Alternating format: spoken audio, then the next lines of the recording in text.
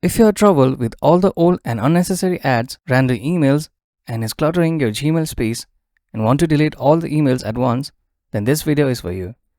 Today in this video, we'll be guiding you on how you can delete all the emails from your Gmail at once. So make sure to watch the video till the end. First, let's open the Gmail from where you want to delete all the emails, and on the page at the top, you'll see a box where you can select it. Click on it and it will select all the emails at once. Now, after you select the emails, you'll find a bar here which says how many emails were selected. Now, the icon for deleting it will appear here. Click on the delete icon here. As you can see, all the selected emails are deleted now. Now, to delete it completely from your Gmail, tap on the more icon and go to trash. Now again, you'll find a box here at the top. Click on it.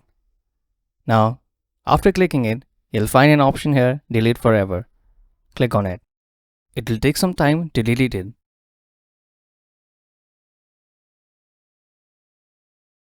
And as you can see, we have deleted all the emails from our trash as well. And that's it. And that's how you can delete all the emails from your Gmail all at once. Thank you for watching. If you find this video helpful, please don't forget to give it a thumbs up and subscribe to our channel for more.